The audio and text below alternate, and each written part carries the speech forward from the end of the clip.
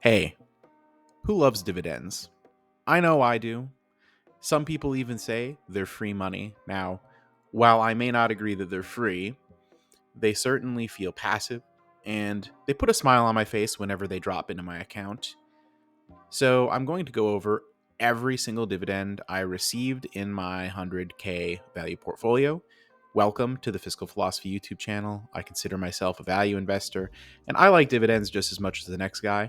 So, I'm going to go over all these dividends and then add them up and tell you what I could do with them.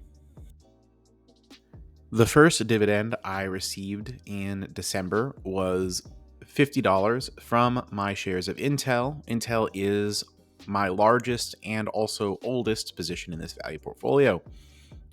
I received a lot of criticism around, 8-9 months up to maybe a year ago because Intel was down a lot. They had just done a dividend cut, and people were pretty peeved at them for their performance.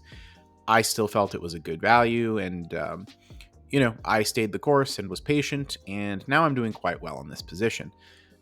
Got $50 from them, and after that, by about a week, I got another dividend, two dividends actually, somehow, from VALE.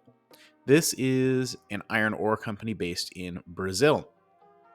I don't know exactly about why they split it up into two different payments here, but it did equal to just over $47 between these two dividends. And they pay usually semi-annually, so this was the last payment of the year for them. And they tend to pay out a lot of their excess cash in the form of dividends and have a pretty high yield for the most part.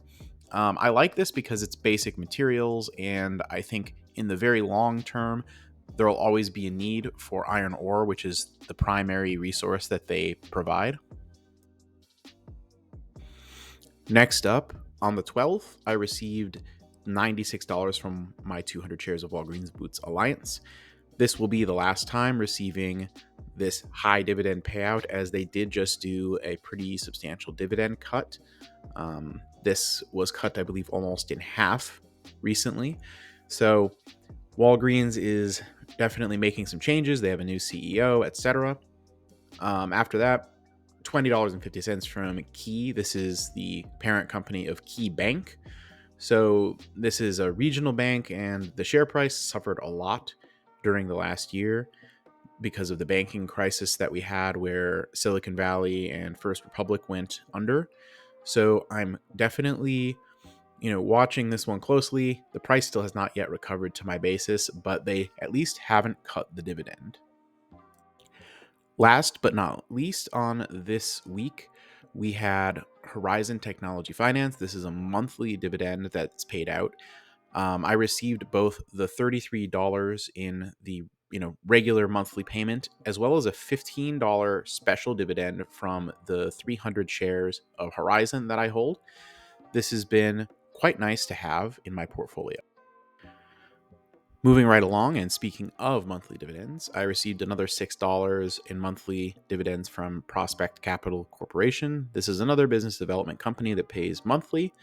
It's definitely nice to receive that consistent cash flow every single month in the portfolio. Certainly like the monthly dividend payers, though I won't pass on something just because it pays quarterly versus monthly or anything like that.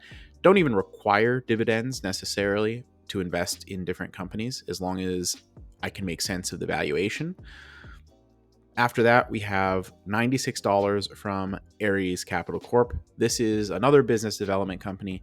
Now, they actually do pay quarterly, but they have been one of the most consistent dividends in the portfolio, and the price has appreciated a respectable amount, not a tremendous amount, but a respectable amount over the last year. Definitely has been a good position so far in the portfolio. After that, we have $23.50 from our shares of Western Union.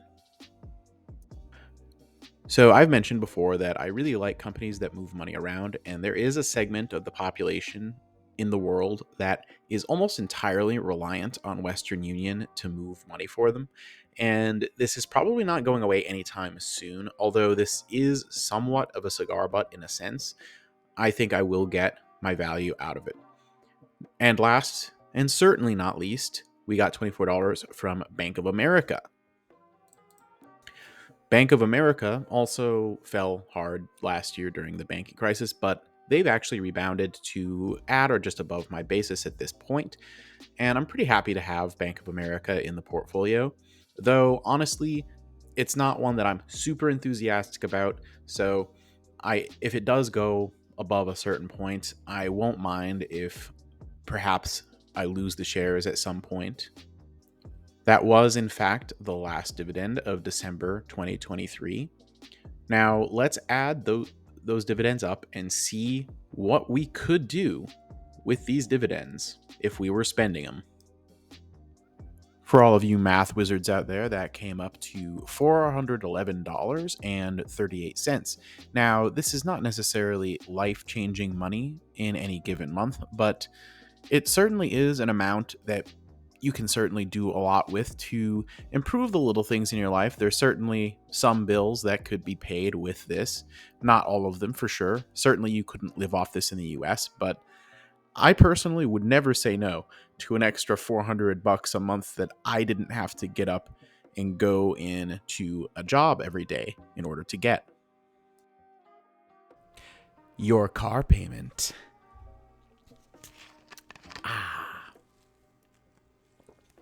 Wealth. I would like to thank you for making it to the end of the video. Please hit that subscribe button if you are not subscribed already. Ding the notification bell so that you're always notified of my videos when they release. And make sure to hit the thumbs up button to help me in the algorithm. You could also help me out by commenting below and joining the Discord, link in the description. Also, do not forget to follow me on Twitter/X at Mr. Macho Mog. I'm trying to get my first 100 followers. Really helps me out. Thanks, everybody. Take care.